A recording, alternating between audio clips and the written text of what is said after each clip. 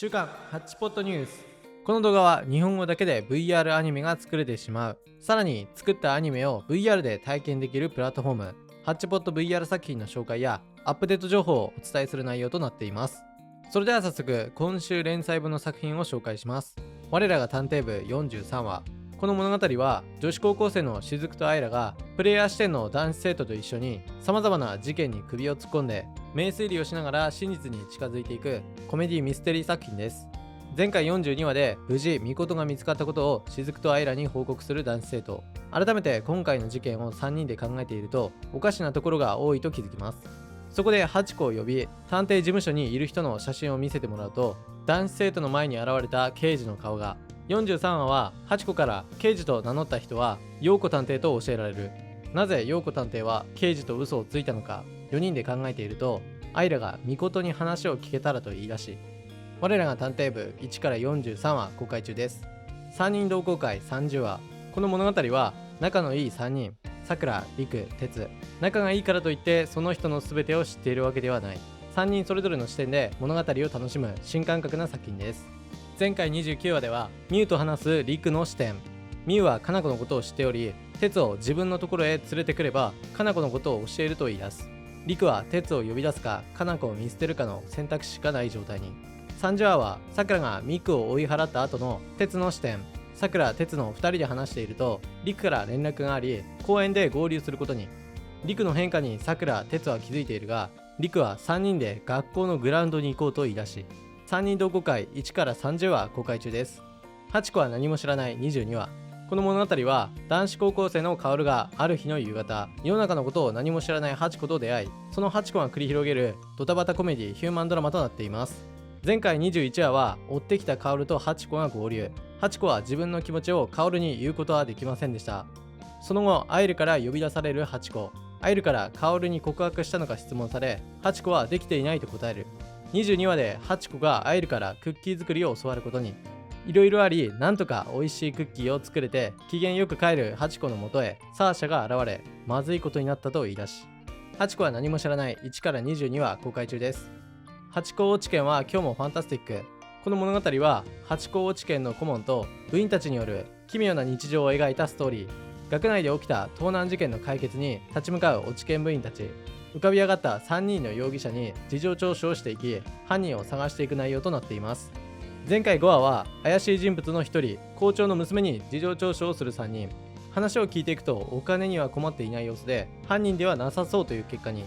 6話で怪しい人物2人目、事務員に事情聴取をすることに。話を聞いていくと事務員は金がありすぎて困っていると言い出し、ハチ公落研は今日もファンタスティック1から6話公開中です。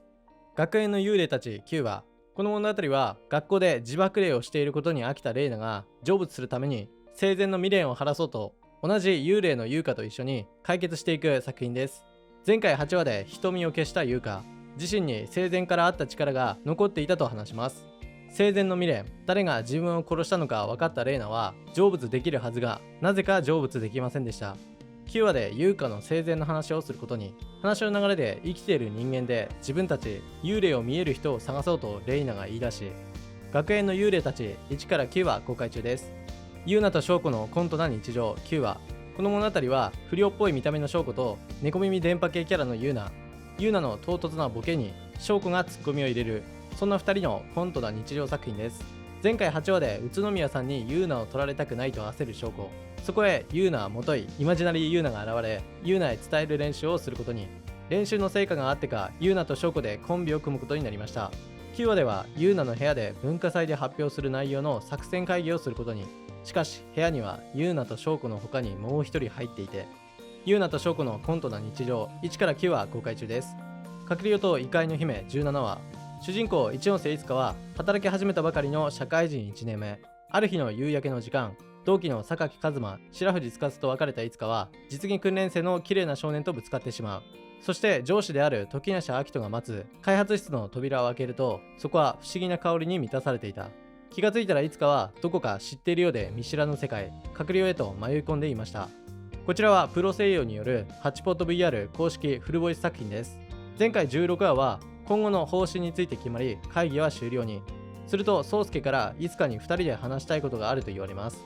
そこで宗介から言われたのは、自分たちの中にいつかをこちらに連れてきた人物がいるかもしれないと言われる。17話で宗介が自分たちの中に犯人がいるのはただの勘だと言い、一回渡りについて説明する。かけるように来るまで何かなかったか聞かれると、いつかは香りについて気になっている様子でした。その後、いつかの何気ない一言に宗介は驚いて、かけるよと異界の姫プロローグ1から本編17話公開中です。次にインディーズ作品の新作公開情報、醜い僕らへ1話。この物語はとある田舎の大学生が愛とは何か、幸せとは何か、醜さとは何か、自分の醜さと向き合う物語です。プレイヤー視点のかけるが彼氏に振られ、友人のルナとシローの家に8年間付き合っているルナとシローに慰められるかけるは、振られた自分とは反対の幸せそうな2人を羨んでいました。ルナのご飯を食べ終わったかけるは自分の家に帰ります。しかしこの2日後にルナとシローは睡眠薬を大量に飲んで病院へ運ばれることになり、醜い僕らへ1話公開中です。